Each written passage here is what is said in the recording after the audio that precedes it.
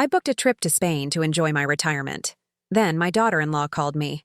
"We sold your ticket so I could buy a $60,000 necklace. Since you're almost dead, we thought you wouldn't mind." I stayed silent, but when she got home, she realized how much that necklace really cost her. Before we continue, comment where you're watching from and subscribe to the channel. We'd love to see how far our stories are reaching. My name is Barbara Mitchell, but everyone calls me Barb. I'm 69 years old, and I live in Austin, Texas, in the same house where I raised my son, Kevin. For 43 years, I taught second grade at Lincoln Elementary.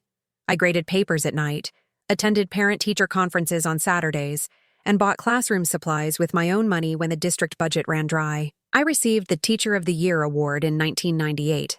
The brass medallion sits in a box in my closet now, underneath old birthday cards Kevin made me when he was 7.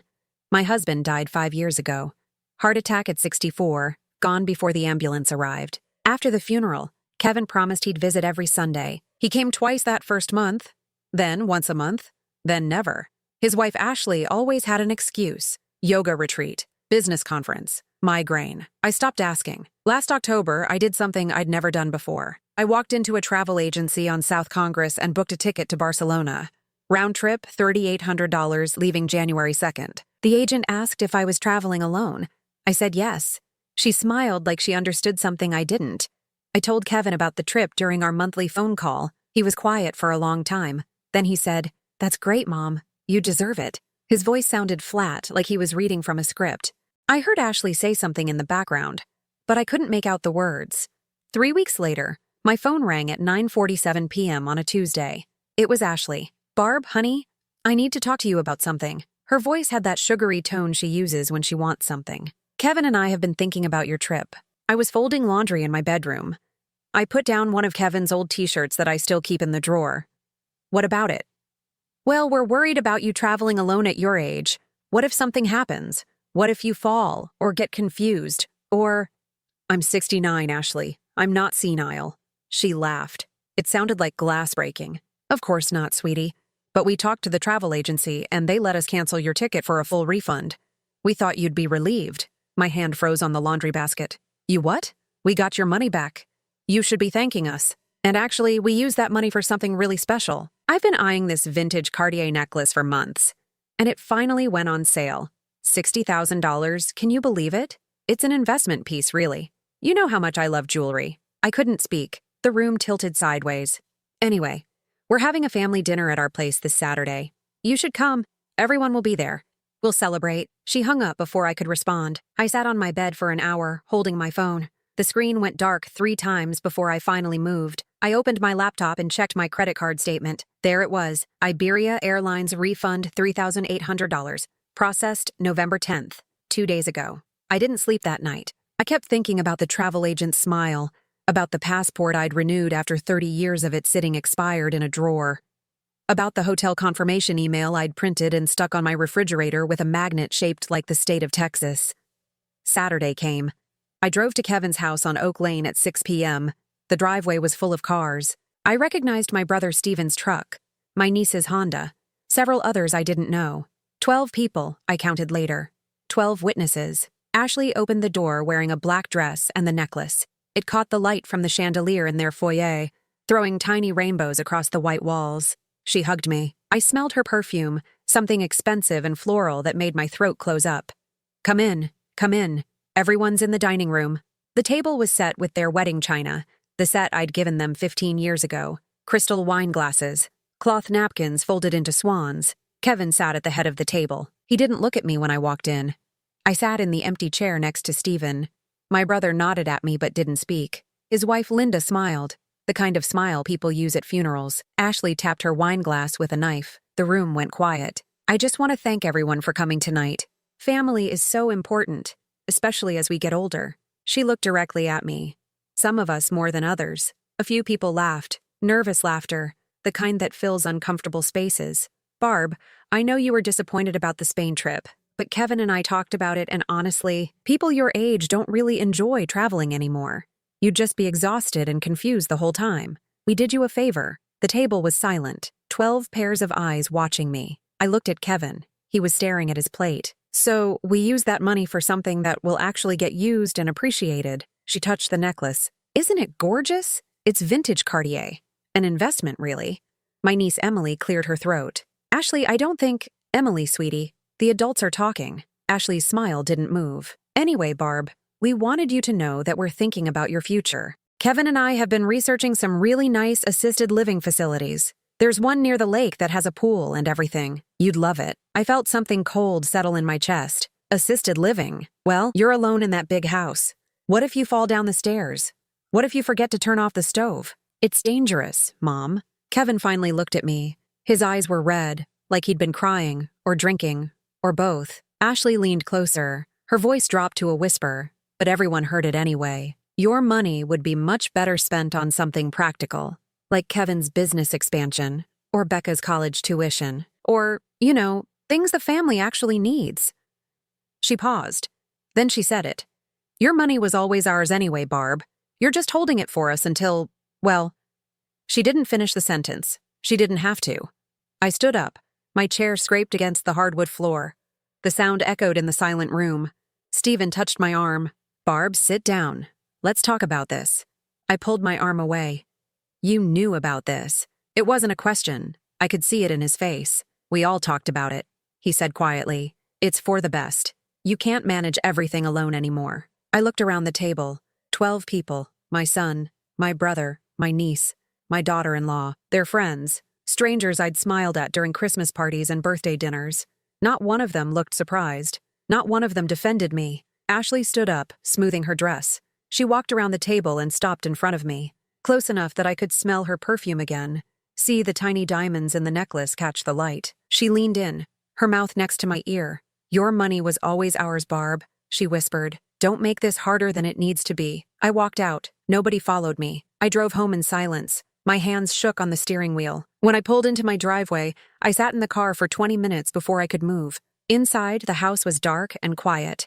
I turned on every light. The kitchen, the living room, the hallway, my bedroom. I needed to see everything, to prove to myself that this was still my house, my space, my life. On the refrigerator, the hotel confirmation was still there, held by the Texas magnet. I pulled it down and looked at the dates, January 2nd to January 16th. 2 weeks in Barcelona. 2 weeks I'd been planning for 6 months. My phone buzzed. A text from Kevin. Mom, can we talk tomorrow? I turned off my phone. I went to my bedroom and opened the closet. In the back, underneath winter coats I haven't worn in years, there's a cardboard box labeled Memories. I pulled it out and sat on the floor. The Teacher of the Year medallion was on top. Underneath were cards from students. Thank you for helping me read. You're the best teacher ever. I'll miss you next year. 30 years of cards. Hundreds of children who remembered me, who valued what I'd given them. My own son couldn't remember when my birthday was. I stayed on the floor until 3 a.m., reading cards from children whose names I'd forgotten, but whose handwriting I still recognized. When I finally got into bed, I didn't cry. I just lay there in the dark, staring at the ceiling, feeling something cold and hard settle in my chest where warmth used to be. The next morning, I woke up at 6 a.m. like I always do. I made coffee. I sat at my kitchen table, the same table where Kevin did his homework 40 years ago, and I opened my laptop. I logged into my bank account. Checking. $12,450. Savings. $210,000 in certificates of deposit. The CDs were set to mature next March. Early withdrawal would cost me a penalty, but I didn't care anymore. I opened my email. There were 3 messages from Kevin. I deleted them without reading. Then I saw something I'd missed before. An email forwarded from Stephen to Kevin, dated 2 weeks ago. The subject line said, Mom's financial situation. I clicked it. The email was short.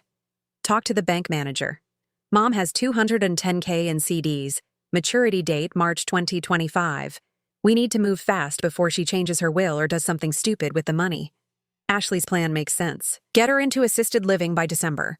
Once she's in, we can get power of attorney. Everything gets easier after that. I read it 3 times. Then I forwarded it to myself and deleted it from my inbox so they wouldn't know I'd seen it. My phone buzzed. Another text from Kevin. Mom, please answer. We need to talk about your options. My options? I looked out my kitchen window. The sun was coming up, turning the sky pink and orange. Birds were singing in the oak tree Kevin and his father planted when Kevin was 12. The tree was 33 years old now, older than Kevin's marriage, older than Ashley's lies. I picked up my phone and typed, I'll call you later. I wouldn't. I had my own plans to make now. I didn't call Kevin. Not that day, not the next. By Wednesday, he'd sent 14 text messages. By Friday, he stopped trying. Ashley didn't stop. Thursday morning, 7:23 a.m., my phone rang. I let it go to voicemail. She called again at 9:15, then 11:40, then 2:30. Finally, I answered. Barb, thank God. We've been so worried. I'm fine, Ashley. You left the dinner so abruptly. Everyone was concerned. Steven said you seemed confused. There it was, the word they'd all agreed on. Confused. The first step in their plan to declare me incompetent. I wasn't confused. I was angry. Anger at your age can be a sign of cognitive decline, sweetie. My mother went through the same thing before we had to put her in memory care. It's nothing to be ashamed of. My hand tightened on the phone. Your mother had Alzheimer's. I don't. Not yet. Her voice changed, lost the sugar coating. But these things progress quickly. That's why Kevin and I think it's important to get you evaluated. Sooner rather than later. I'm not getting evaluated. Barb. She sighed, like I was a difficult child. We're trying to help you. Don't make us do this the hard way. She hung up. I sat at my kitchen table staring at my phone. The hard way. What did that mean? I opened my laptop again and started searching. How to get power of attorney over elderly parent. Signs of dementia used in legal cases. Forced assisted living placement, Texas. The search results made my stomach turn. It was easier than I thought. If 2 family members agreed I was incompetent, they could petition a court. If a doctor signed off, even easier. And if I was already in assisted living, arguing my case became nearly impossible. They'd thought this through.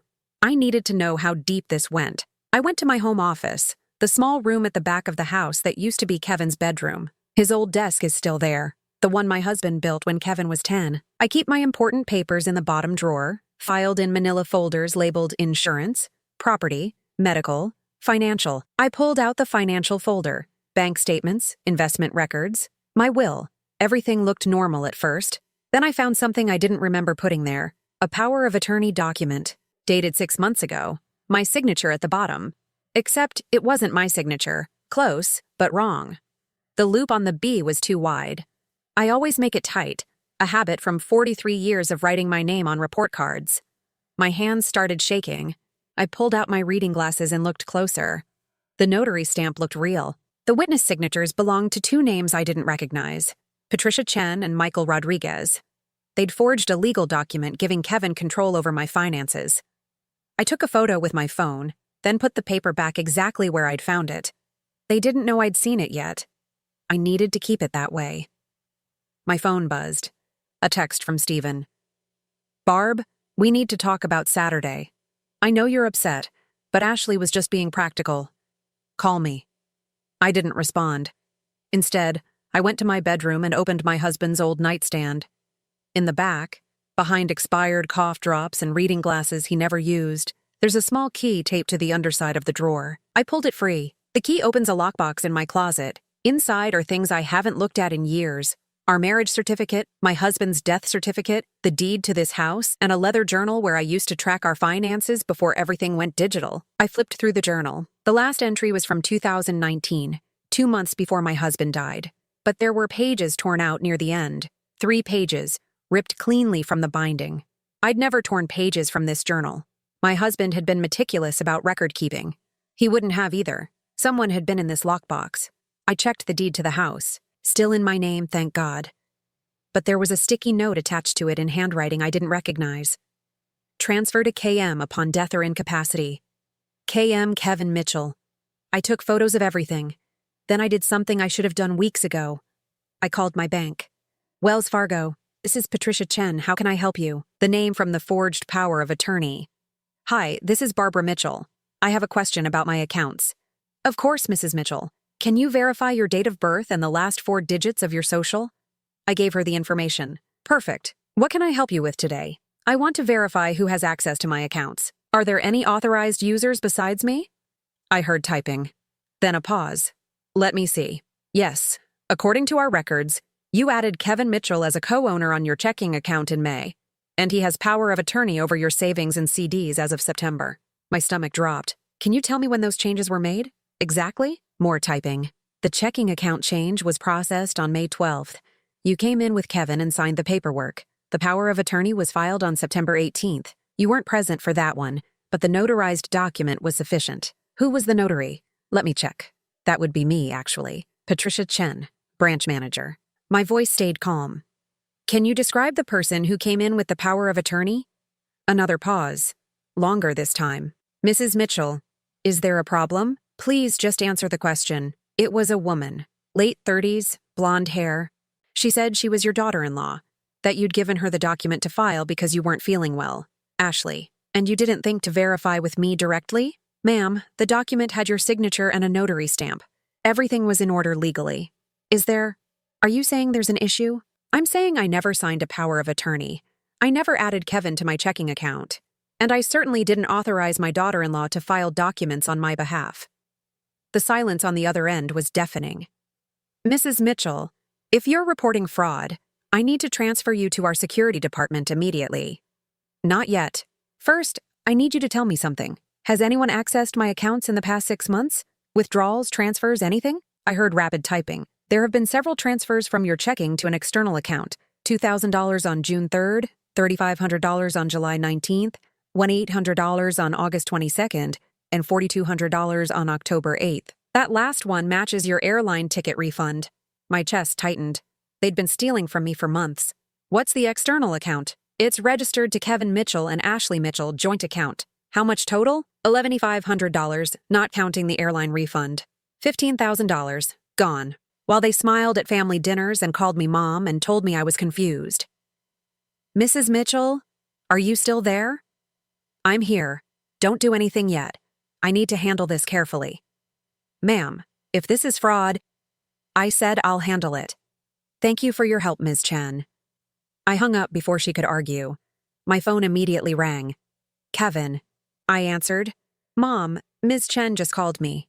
She said you were asking strange questions about the accounts. Are you okay? His voice was smooth, concerned, the voice of a man who'd rehearsed this conversation. I'm fine, Kevin. She said you seemed confused about the power of attorney. We talked about this, remember? You signed it at the house. I was worried about you managing everything alone, and you agreed it made sense. I never signed anything. Mom, I was there. We sat at your kitchen table. You read the whole document and signed it. Maybe you just don't remember. That's okay. That's why we did it. To help with your memory issues. Memory issues I didn't have until they decided I had them. I want you to remove yourself from my accounts. Mom, that's not a good idea. What if you need help with something?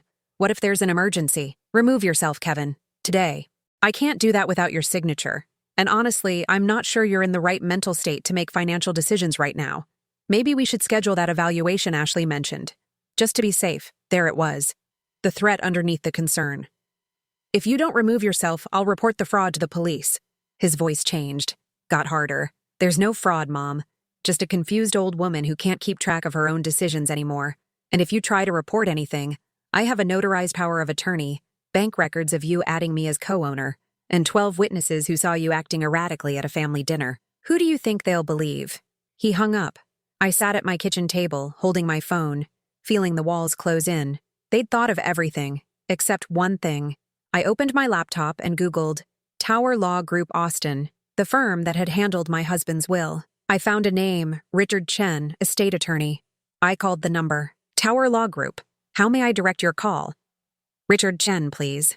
May I ask who's calling? Barbara Mitchell. It's about a potential fraud case. 1 moment. Elevator music. 30 seconds. Then a man's voice. Mrs. Mitchell? Richard Chen. How can I help you? I need a lawyer. My family is trying to steal everything I have.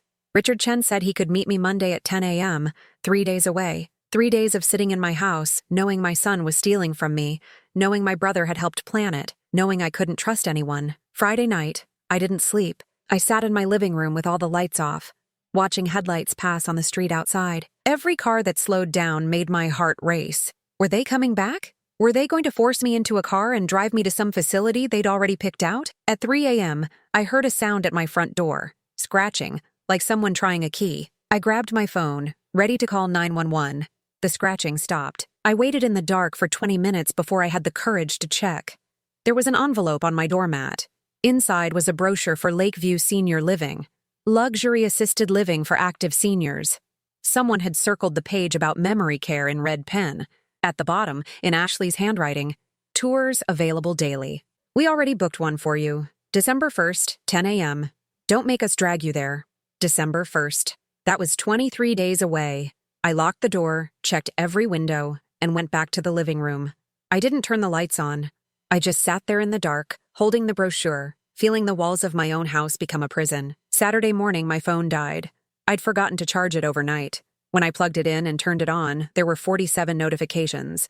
Missed calls from Kevin, Ashley, Steven, text messages that started concerned and ended threatening. Kevin, 6:15 a.m. Mom, please call me. We're worried. Ashley, 7:30 a.m. Barb, this silent treatment is childish. We're trying to help you. Steven, 8:45 a.m. Your behavior is proving our point. You need supervision. Kevin, 10:20 a.m. If you don't answer by tonight, we're coming over with a wellness check. Don't make us involve the authorities. I turned my phone off again. I made coffee. I burned the toast. I sat at my kitchen table and stared at the wall where Kevin's kindergarten artwork used to hang. I'd taken it down years ago when I repainted, but I could still see the faint outline where the frame had been. A handprint in blue paint. My mom is the best, written in his teacher's handwriting because he was too young to write himself. That little boy was gone. I didn't know when I'd lost him, only that the man who'd taken his place was a stranger. I spent Saturday cleaning the house. Not because it was dirty, but because I needed something to do with my hands. I scrubbed the kitchen floor on my knees like I used to do when Kevin was little and tracked mud through the house every day after school. I wiped down baseboards nobody ever looked at.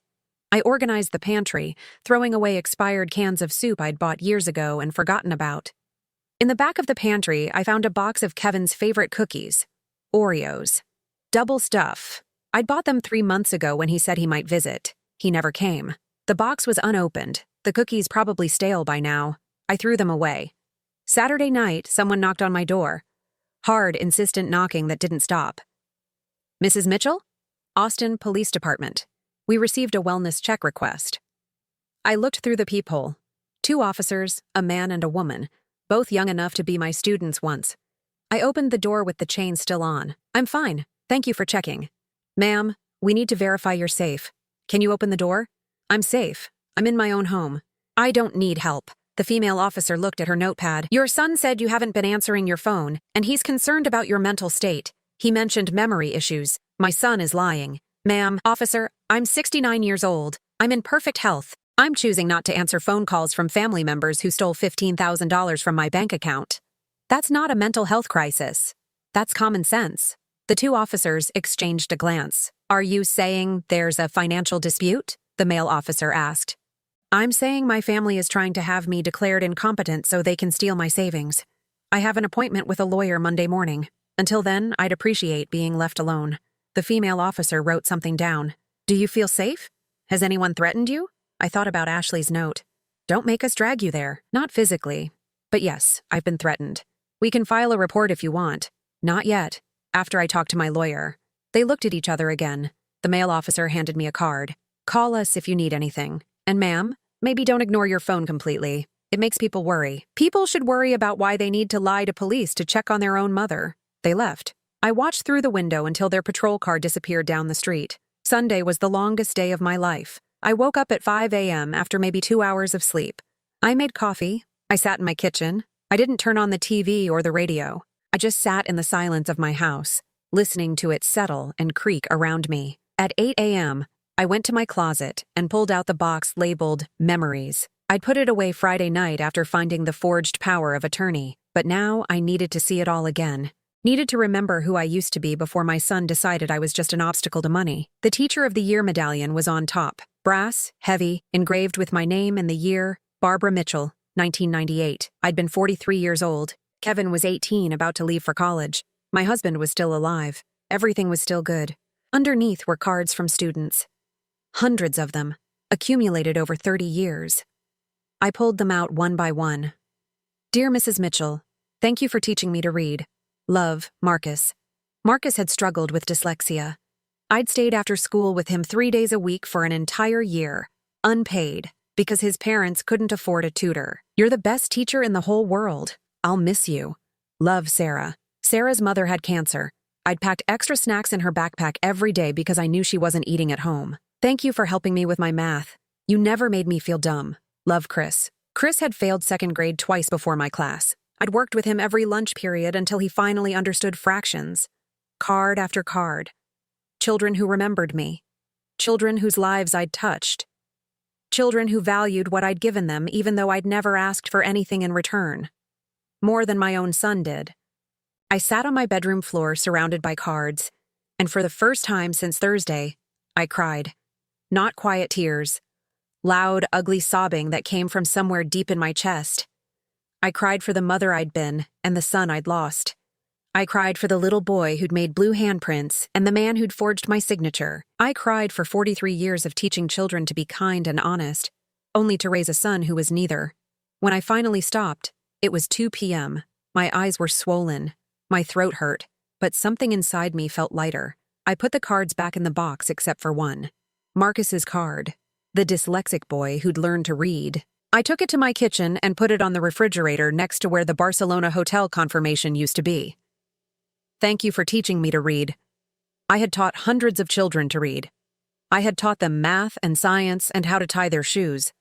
I had taught them to be honest, to work hard, to treat people with respect. I had taught everyone except my own son. Or maybe I had taught him, and he'd chosen to ignore every lesson. Monday morning, I woke up at 6 a.m. I showered, dressed in my best navy blazer and gray slacks. I put on the pearl earrings my husband gave me on our 20th anniversary. I looked at myself in the mirror and barely recognized the woman staring back. She looked older than 69. Tired, but her eyes were clear, determined. I picked up my phone to check the time. It was still off. I turned it on. 83 notifications. I didn't read any of them. Instead, I opened my banking app to check my account balance before my appointment with Richard Chen. The screen loaded. Checking account, $0. Zero. My hands started shaking. I refreshed the page. Still $0. I opened my savings account, the one with the CDs that weren't supposed to mature until March. $0. 0. All of it. Gone. $212,000. Emptied sometime between Saturday night and Monday morning. My phone buzzed. A text from Kevin. Sorry, Mom, but you didn't leave us a choice. The money's safer with us. We'll take care of you now, whether you like it or not. I sat on my bed, staring at the zero balances, feeling the last piece of my old life crumble into nothing. They'd taken everything, but they'd forgotten one thing. I was a teacher for 43 years. I knew how to research. I knew how to plan. I knew how to be patient. And I knew exactly what to teach someone who thought they could steal from me without consequences. I picked up my purse, grabbed my folder of documents and photos, and walked out of my house. Richard Chen's office was on the 18th floor of a glass building downtown. I took the elevator up, my heart pounding with every floor. The receptionist smiled at me. Mrs. Mitchell, Mr. Chen is ready for you. I followed her down a hallway lined with wood paneling and paintings of Texas landscapes. She opened a door at the end. Richard Chen stood up from behind his desk. He was younger than I expected, maybe 50, with kind eyes and a firm handshake. Mrs. Mitchell, please sit down. I sat. I opened my folder. I spread every document, every photo, every piece of evidence across his desk. My family stole my life savings this weekend, $212,000, and I want to know if I can send them to prison for it. Richard Chen picked up the forged power of attorney. He studied it under his desk lamp, turning it over, examining the notary stamp, the signatures, the date. This is good work, he said. Professional. Whoever did this knew what they were doing. Can you prove it's fake? He looked up at me. Can you prove you didn't sign it? My stomach dropped. It's not my signature. The B is wrong. A handwriting expert might agree with you, or they might say it's normal variation in elderly penmanship. He said it gently, but the word elderly stung anyway. Mrs. Mitchell, fraud cases against family members are extremely difficult. They'll claim you gave verbal consent, that you were confused about the paperwork, that you're misremembering. And 12 witnesses saw you act erratically at that dinner. I wasn't erratic. I was humiliated.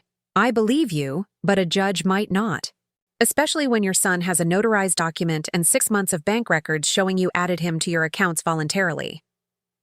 I pulled out my phone and showed him the screenshots of my banking app.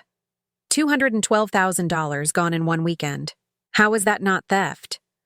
Richard scrolled through the images. His jaw tightened. Did you receive any notifications from your bank about these transactions? No, nothing. That's because Kevin's listed as co-owner on the checking and has power of attorney over the CDs. Legally, he had authorization to move the money. Even though I never actually authorized it, that's what we'd have to prove. He leaned back in his chair. Mrs. Mitchell, I need you to be realistic about what we're facing. Your son has documentation. He has witnesses to your supposed mental decline. He has months of bank records. What do you have?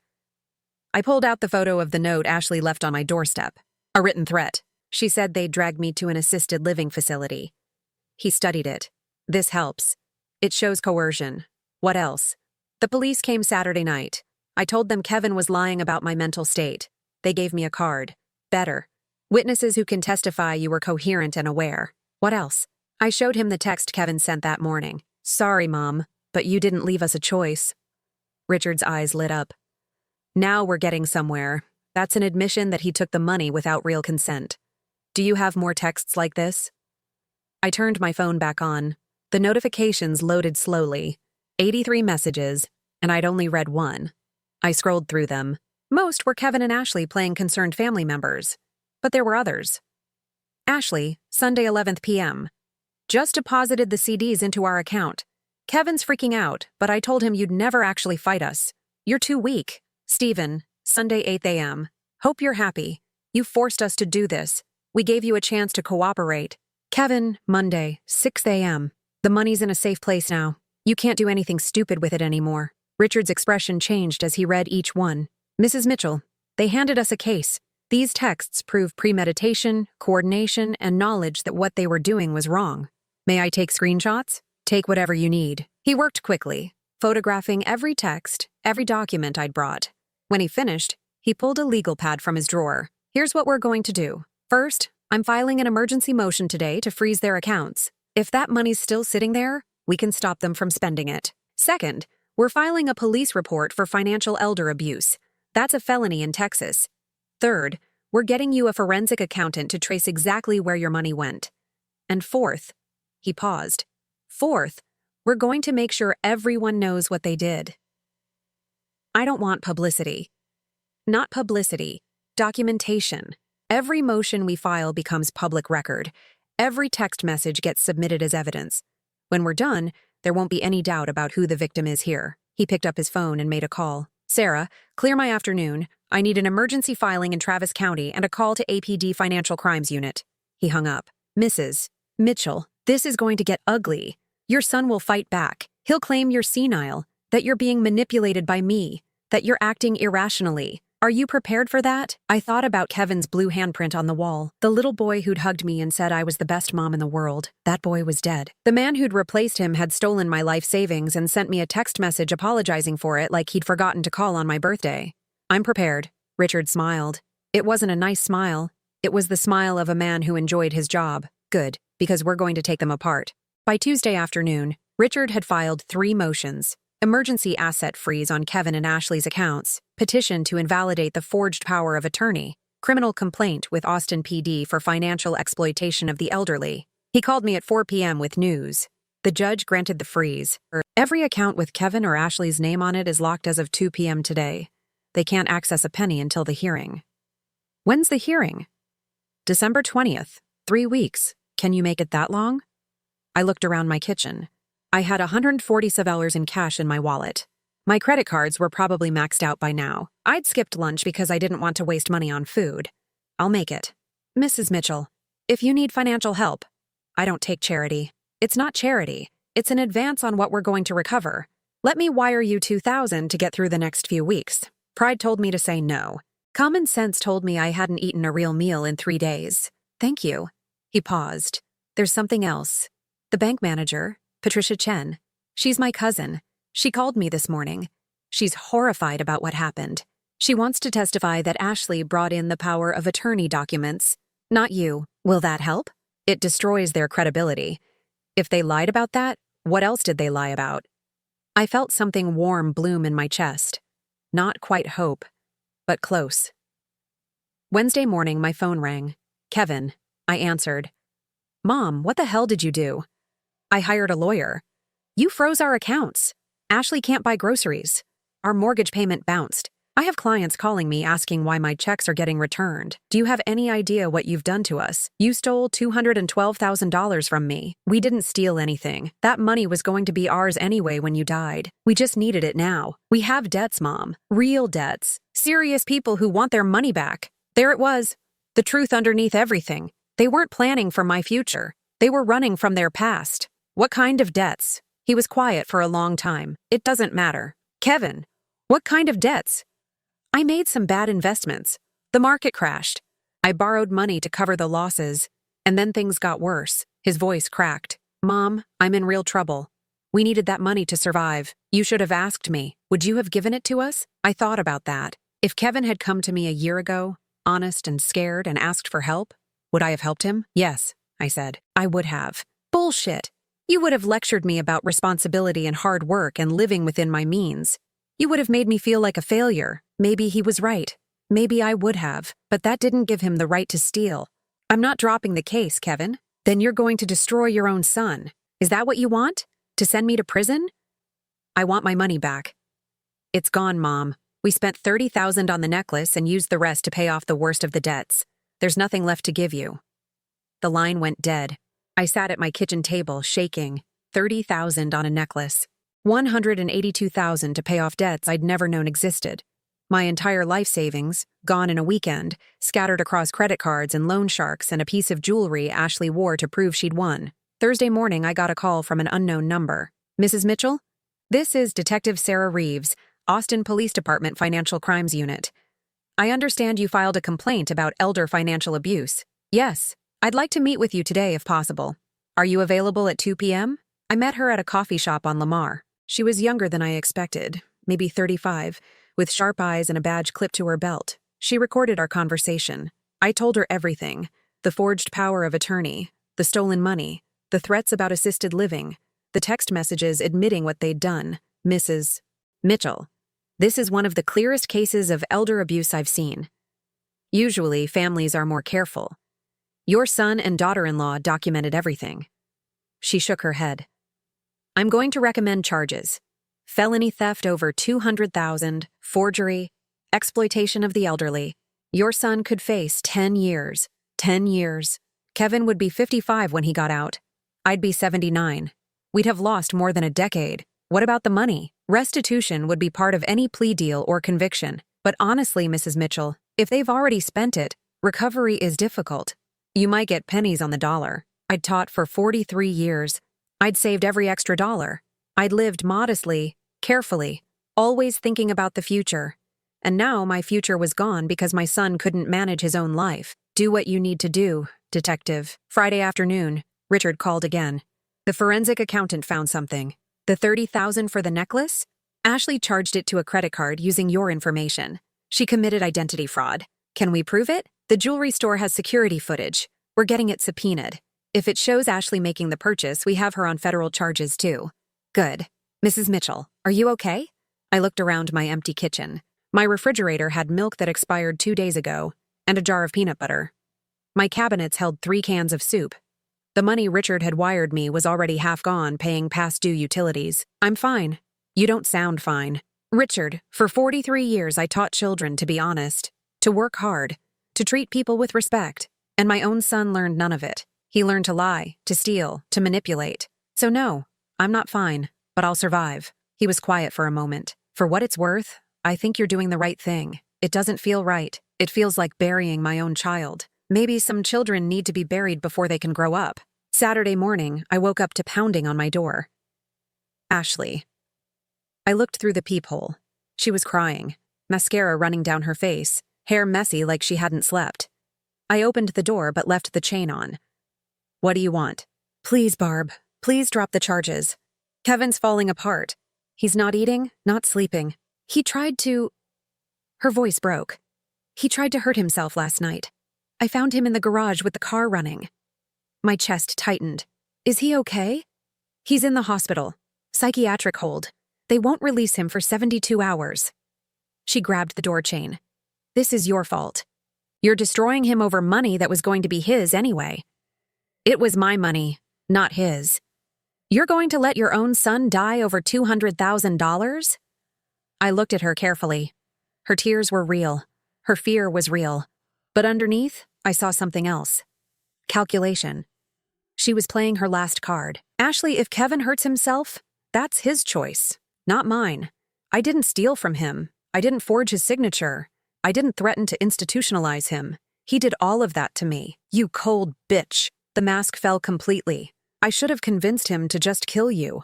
Would have been easier than all this. I stepped back. My hand went to my phone.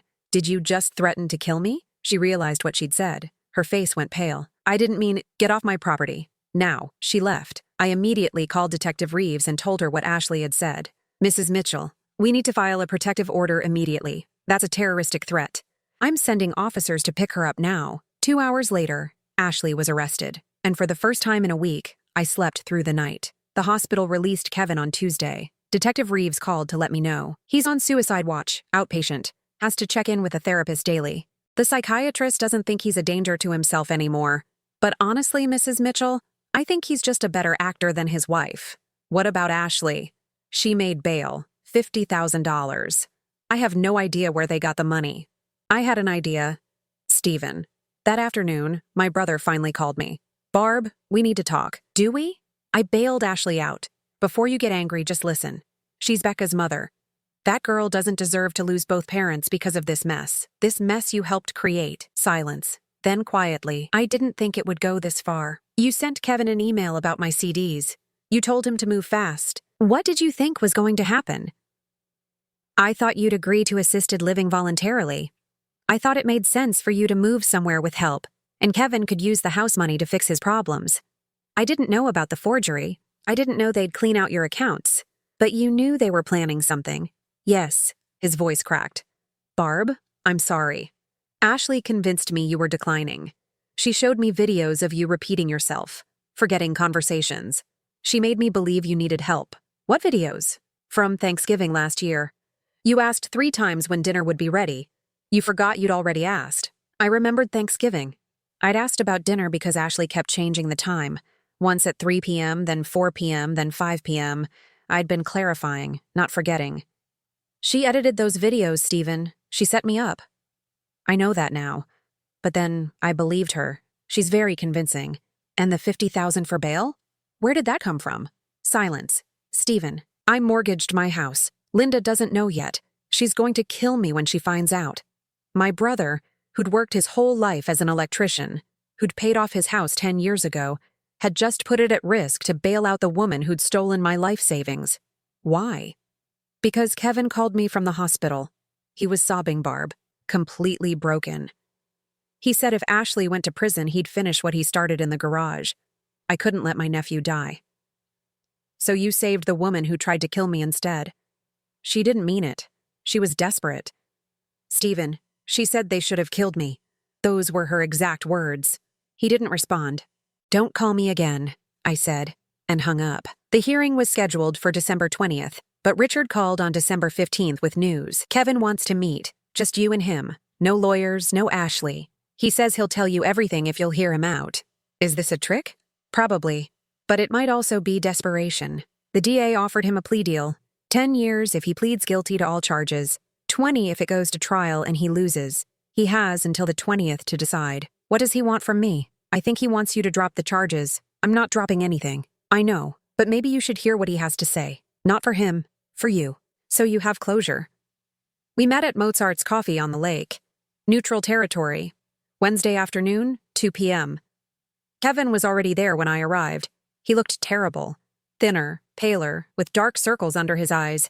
He'd aged 10 years in 2 weeks. He stood up when he saw me. Mom, thank you for coming. I sat down across from him. I didn't order anything. You have 15 minutes. He nodded. His hands shook as he wrapped them around his coffee cup. I want to start by saying I'm sorry. I know that's not enough, but it's true. I'm sorry for all of it. Sorry you did it? Or sorry you got caught? Both. At least he was honest. Mom, I need you to understand how bad things got. I wasn't lying when I said I made bad investments. I lost $70,000 in crypto. Then I borrowed from a private lender to try to make it back. I lost that too. By the time Ashley and I started planning this, I owed $200,000 to people who don't forgive debt. What people? The kind who break legs. The kind who threatened to hurt Ashley and Becca if I didn't pay. I was desperate, Mom. I didn't know what else to do. You could have asked me for help. Would you have given me $200,000? No, but I would have helped you figure something out. We could have sold your house, downsized, gone to a legitimate bank for a loan. There were options that didn't involve stealing from me. Ashley said you'd never help. She said you'd judge me, lecture me, make me feel worthless. So you let her convince you to destroy me instead. He flinched. It wasn't supposed to be destruction. It was supposed to be early inheritance. You were going to live in a nice facility, we'd manage your money responsibly, and everyone would be fine. Except I wasn't dying, Kevin. I wasn't even sick. You and Ashley manufactured a crisis so you could steal from a healthy woman who would have lived another 20 years. I know. Tears ran down his face. I know. And I hate myself for it. Mom, I tried to kill myself. That wasn't fake. I sat in that garage with the engine running and I thought about how you must feel, knowing your own son did this to you. And I couldn't live with it. But you're still alive. Because Ashley found me. She called 911. And when I woke up in the hospital, all I could think was that I'd failed at that too. Failed at everything. Failed as a son, as a husband, as a father, as a human being. I looked at him. This broken man across from me had been a sweet boy once. I'd raised him to be kind, honest, hardworking. Somewhere along the way, I'd failed, or he'd failed, or we'd both failed each other. What do you want from me, Kevin? I want you to know the truth. Ashley planned everything. The forged power of attorney, the fake videos, the assisted living threats. I went along with it because I was scared and weak, but it was her idea. You're blaming your wife. I'm telling you the truth. Mom, Ashley isn't who you think she is. Before we got married, she worked for a law firm. She knows how to forge documents, how to manipulate bank procedures, how to build a legal case. She studied elder law specifically. This wasn't improvised. She's been planning something like this since the day we met. My blood went cold. What are you saying? I'm saying she married me because she knew you had money. She's done this before, Mom. Her first husband's mother? She got declared incompetent and put in a home. Ashley managed her finances for 3 years before the woman died. I didn't find out until last year when I went through Ashley's old files. Why didn't you leave her? Because by then, I owed $200,000 and she was the only one with a plan to get it. And because, his voice dropped, because I was already in too deep. She had emails, texts, recordings of me agreeing to everything. If I turned on her, she'd destroy me. So you're doing it now instead. The DA offered me a deal. 5 years instead of 10 if I testify against Ashley. They want her for the forgery, the identity fraud, the terroristic threat. They think she's done this multiple times across Texas. I'm small compared to her. I sat back. Everything made sense now. Ashley's confidence, her detailed planning, the way she'd known exactly which buttons to push. Did you tell Richard this? Not yet. I wanted to tell you first. He leaned forward. Mom, if I testify against her, if I help them put her away for 20 years, will you forgive me? Not now, maybe not ever, but someday?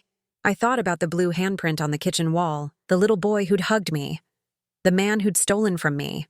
Kevin, I spent 43 years teaching children to face consequences for their actions. You're asking me to exempt my own son from the most important lesson I ever taught. I'm asking you to give me a chance to make it right, by betraying your wife, by telling the truth, finally, completely. He pulled a flash drive from his pocket and slid it across the table. This has everything. Every email Ashley sent planning this. Every document she forged. Every recording she made of us discussing it. She kept it all as insurance against me. But I copied it before she could delete it. I picked up the flash drive. It was small, black, innocuous. It held the destruction of my family. If I give this to Richard, Ashley goes to prison for decades. You might avoid prison entirely with the plea deal, but Becca loses her mother. Becca deserves better than Ashley anyway. His voice was cold. Mom, my daughter watched her mother try to destroy her grandmother. She's 19 years old, and she'll never trust family again. The best thing I can do for her is show her that actions have consequences, even for people we love. I put the flash drive in my purse. I'm not promising forgiveness, Kevin, but I'll give this to Richard. What happens after that is between you and the judge. That's all I'm asking. He stood up. Mom, one more thing. The necklace. Ashley still has it. It's in a safe deposit box at Chase Bank on 6th Street, box 247. She thinks you don't know about it. Why are you telling me this? Because you deserve to get something back, even if it's not everything. He started to walk away, then turned back. I love you, Mom. I know I have a terrible way of showing it. but it's true. I've always loved you. I watched him leave. I didn't say I loved him too. I wasn't sure I did anymore. That night, I gave the flash drive to Richard. He called me an hour later. Barb, this is gold. Ashley's done this to at least 3 other families. There's a paper trail going back 15 years. Kevin's right. She's a professional. What about Kevin? With this evidence and his testimony, the DA will probably offer him probation and restitution. He'll never go to prison. But Ashley? She's looking at 25 to life. And the necklace? I'm getting a warrant for the safe deposit box tomorrow. If it's there, we can liquidate it as part of restitution. Richard, if Kevin doesn't go to prison, how does he pay restitution on $200,000? That's his problem to solve, not yours. December 20th arrived. The hearing was at 10 a.m. in Travis County Courthouse. I wore the same navy blazer and pearl earrings I'd worn to Richard's office. I wanted to look like the competent woman I was, not the senile victim they'd tried to paint me as. Kevin was there with his public defender. Ashley was there with her lawyer, glaring at Kevin like she wanted to kill him. Steven sat in the back row. He wouldn't look at me. The judge, a woman in her 60s with gray hair and reading glasses, reviewed the evidence. The forged documents, the text messages, the security footage from the jewelry store showing Ashley using my credit card. Kevin's testimony about Ashley's history of elder abuse. It took 3 hours. Ashley's lawyer tried to argue that Kevin was lying to save himself, that I had given consent and forgotten, that the texts were taken out of context. The judge wasn't buying it. Ms. Mitchell, I've been presiding over elder abuse cases for 20 years. This is one of the most calculated predatory schemes I've seen. The court finds you guilty of forgery, identity theft, financial exploitation of the elderly, and making a terroristic threat. You're sentenced to 20 years in state prison with no possibility of parole for 10. Ashley screamed. Her lawyer had to hold her back from lunging at Kevin. The judge turned to Kevin. Mr. Mitchell, you've cooperated with prosecutors and provided substantial evidence against your co-defendant. However, you still participated in the exploitation of your own mother. The court sentences you to 5 years probation, 500 hours of community service, and full restitution of $212,000. You have 10 years to pay it back. If you violate probation or fail to make payments, you'll serve the remainder in prison. Kevin nodded. He looked at me. I looked away. Outside the courthouse, Richard handed me a check. $30,000. The necklace had been liquidated. It's a start, he said. Kevin will have to pay the rest over time, monthly installments, directly to your account. Will he actually pay? If he doesn't, he goes to prison. So yes, I think he will. Becca was waiting by my car. She'd been in the courtroom, silent in the back row. Grandma. I turned. She looked so much like Kevin when he was young. Same eyes, same hesitant smile. I'm sorry, she said. For everything. I didn't know what they were planning until it was too late. And I didn't know how to stop it. You were a child. It wasn't your job to stop your parents. I'm 19, old enough to know right from wrong. She pulled an envelope from her purse. I've been saving money from my campus job. It's not much. $1,500. But I want you to have it. Becca? No. Please. I need to do something. I need to know I'm not like them. I took the envelope. Inside was a check for $1,500, signed in Becca's careful handwriting. Thank you. Can I? She hesitated. Can I still call you sometimes? I know I don't have the right to ask, but you're the only family I have left who isn't in prison or on probation. I looked at this girl, innocent, damaged, trying to be good in a family that had taught her everything wrong. Yes, you can call me. She hugged me. I hugged her back. And for the first time in 2 months, I felt something other than anger. Christmas came 3 days after the hearing. I spent it alone. Becca texted asking if she could visit. I told her I needed time. She understood. Kevin didn't call. The terms of his probation forbade contact unless I initiated it. I didn't. Steven sent a card. I threw it away without opening it. On December 27th, I bought 2 plane tickets to Barcelona. One for me, one for Becca. Departure date, January 15th. 2 weeks in Spain. The trip I should have taken a year ago. The tickets cost $4,200. I paid with a check from the necklace liquidation. Richard called on New Year's Eve. Barb, I wanted you to know, Kevin made his first restitution payment. $1,500. He sold his car to make it. $1,500. At that rate, it would take him 12 years to pay me back, not 10. But it was something. And Ashley? Transferred to Mountain View Correctional yesterday. She'll be there for the next 10 years minimum. Good. There's something else. The DA in Houston called. They're reopening 3 cold cases based on Kevin's testimony. Ashley's first husband, the one whose mother was declared incompetent. He died in a car accident 6 months after his mother went into the home. Single vehicle crash, ruled accidental. But now they're looking at Ashley's phone records from that time. My stomach turned. You think she killed him? I think if she did, they'll prove it.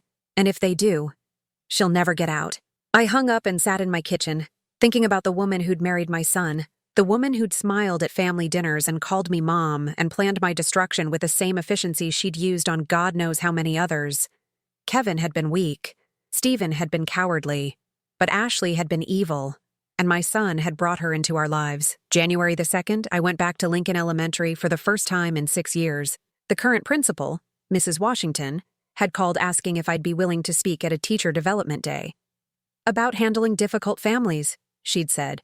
You always had such grace with parents. I almost laughed. Grace. After everything that had happened, I had no grace left. But I went anyway. The school looked the same.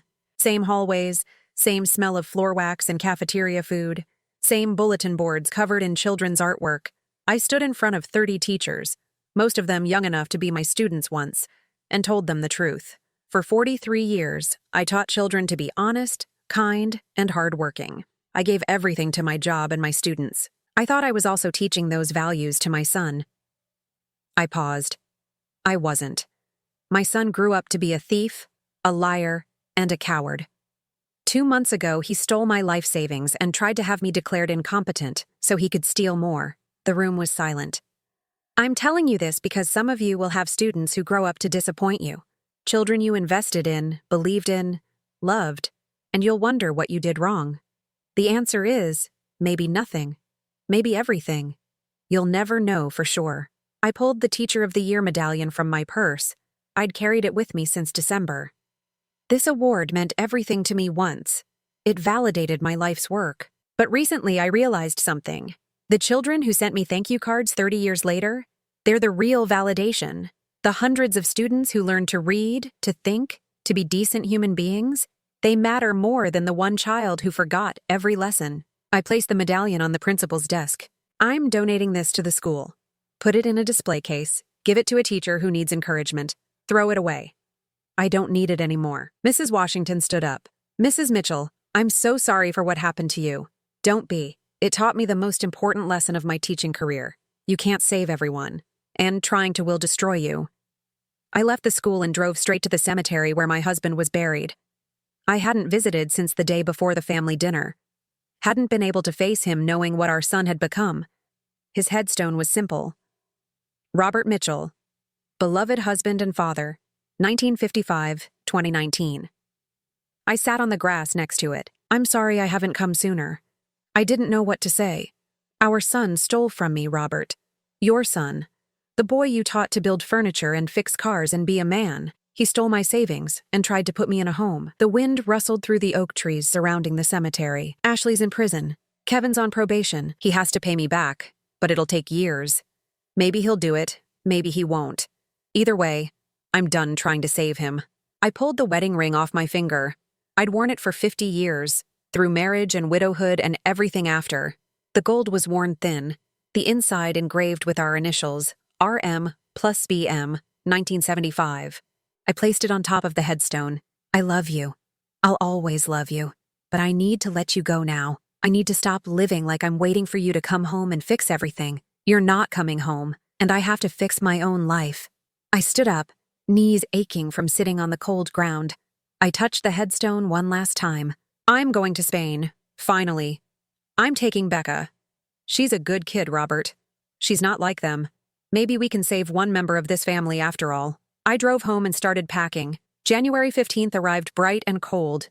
I woke at 4 a.m., too excited to sleep. Becca arrived at 5 a.m. with a single backpack and eyes red from crying. What's wrong? Dad called last night. He wanted me to convince you to reduce the restitution. He said $1,500 a month is impossible to maintain. What did you tell him? I told him he should have thought about that before he stole from you. She wiped her eyes. He called me ungrateful. Said I was choosing you over him. You don't have to choose, Becca. Yes, I do. And I choose the person who actually loves me. not the person who wants to use me. She shouldered her backpack. Can we go? I want to leave before I change my mind. We drove to the airport in comfortable silence. At the security checkpoint, Becca hugged me. Thank you for this, for everything, for not hating me because of what they did. You're not responsible for your parents' choices. I know, but it still feels like I should apologize for existing. Don't. You're the best thing that came from their marriage. We boarded the plane at 7 a.m. I had a window seat. As we taxied to the runway, I looked out at Austin shrinking below us. Somewhere down there, Kevin was waking up in his studio apartment, probably dreading his shift at the community service center where he picked up trash along highways. Somewhere down there, Ashley was in a prison cell, counting the years until parole. Somewhere down there, Stephen was lying to his wife about where $50,000 had gone. And I was flying to Spain. The plane lifted off. Becca fell asleep with her head on my shoulder. I stayed awake, watching clouds pass beneath us, feeling lighter than I had in years. My phone buzzed. I'd turned off airplane mode to send one last message to Richard confirming we'd boarded safely. Now there was a text from an unknown number. I almost didn't open it, but something made me click. Mom, I know I can't call, but I needed you to know I'm going to pay back every penny. It'll take 10 years, but I'll do it. Not because the court ordered it, because I owe you more than money. I owe you the son you deserved. I'm going to try to be him, even if you never forgive me. Kevin, I stared at the message for a long time. Then I typed, pay the money, prove you can keep a promise. Then we'll talk. I hit send and turned my phone off completely. Becca stirred. Everything okay? Everything's fine. Go back to sleep. She did. I looked out the window again. Somewhere over the Atlantic, between the life I'd left behind and the life I was flying toward, I made a decision. Kevin might pay me back. He might not. He might become the man he should have been. He might not. But either way, I was done waiting for him to determine my happiness. When we landed in Barcelona, I stood in the passport control line with Becca, watching the officer stamp my passport for the first time in 70 years. The ink was still wet when he handed it back. Welcome to Spain, Mrs. Mitchell. We walked out of the airport into warm Spanish sun. January in Barcelona felt like spring in Texas. The air smelled like salt and flowers and something else I couldn't name. Freedom, maybe. Becca pulled out her phone to call a taxi. I stopped her. Wait, just stand here for a minute. Why? Because I want to remember this, the moment everything changed. She smiled. Grandma, everything changed 2 months ago. No, 2 months ago, I learned who my family really was. Today, I'm choosing who my family will be. I put my arm around her shoulders. She leaned into me. You're choosing me? I'm choosing us, you and me, the parts of this family worth saving. We stood there for 5 more minutes, letting taxis pass, ignoring the crowd flowing around us. 2 women in a Spanish airport, holding each other, refusing to rush. My phone buzzed in my purse. I didn't check it. Whatever it was could wait. For the first time in my life, I wasn't waiting for anyone else. Wasn't scheduling my happiness around someone else's needs. Wasn't measuring my worth by how much I could give away. Okay, I said finally. Let's go. We got in a taxi. The driver asked in broken English where we were going. I pulled out the hotel confirmation, printed fresh last week. Same hotel I'd booked a year ago. Same dates, different year. Hotel Arts, please. As we drove through Barcelona streets, past buildings older than my country, past people speaking languages I didn't understand, past a life completely different from the one I'd left behind, my phone buzzed again. This time, I pulled it out. 2 messages. One from Richard. Kevin's January payment cleared, $1,500, on schedule. One from Kevin. I got a second job, nights at a warehouse. I'll be able to pay $2,000 a month now. I meant what I said. I'm going to make this right. I showed Becca the messages. What are you going to do? Nothing. Not yet. He has 10 years to prove himself. I have 2 weeks in Spain to figure out if I even want to give him the chance. And if you don't. I looked out the window at Barcelona passing by, at the life I'd almost lost, at the granddaughter sitting next to me, the only family member who'd chosen me without needing to be forced. Then I'll take the money and wish him well. You can love someone and still close the door. That's the lesson I should have learned years ago. The taxi pulled up to the hotel. Becca paid with money from her campus job savings. I didn't stop her. She needed to contribute, needed to feel like she was part of this and not just a charity case. We checked in. Our room had a balcony overlooking the Mediterranean. That night, we ate dinner at a restaurant on the beach. Fresh seafood, Spanish wine, bread that tasted like actual bread instead of the factory stuff I'd been buying for years. Becca raised her glass. To new beginnings? I thought about that. About Kevin trying. about Ashley rotting in prison, about Stephen losing his house to Linda's anger when she found out, about me sitting in Barcelona with my granddaughter, finally taking the trip I'd earned. To second chances, I said, for the people who actually deserve them. We clinked glasses. My phone buzzed one more time. I glanced at it. Richard. Stephen's wife filed for divorce. She found out about the bail money. He's going to lose everything. I turned my phone off and put it in my purse. Who was it? Becca asked. Nobody important. We finished dinner. We walked on the beach. We came back to the hotel and sat on the balcony, watching stars appear over the Mediterranean. Grandma? Yes? Do you think you'll ever really forgive Dad? I was quiet for a long time. I don't know. Ask me again in 10 years when I've seen if he kept his promises. That's fair. Becca, do you forgive him? She looked out at the water. I don't know either, but I think maybe forgiveness isn't something you give all at once. Maybe it's something you earn back, one payment at a time. Smart girl. She'd be okay. We sat there until midnight, listening to waves crash against the shore, feeling the warm Spanish wind on our faces. Somewhere in Texas, my son was probably awake, working his warehouse shift, trying to earn the money to pay me back. Somewhere in Texas, my daughter-in-law was locked in a cell, counting the years until parole. Somewhere in Texas, my brother was explaining to his wife how he'd betrayed his sister for $50,000. But here in Barcelona, I was free, and that was enough. For now, that was enough.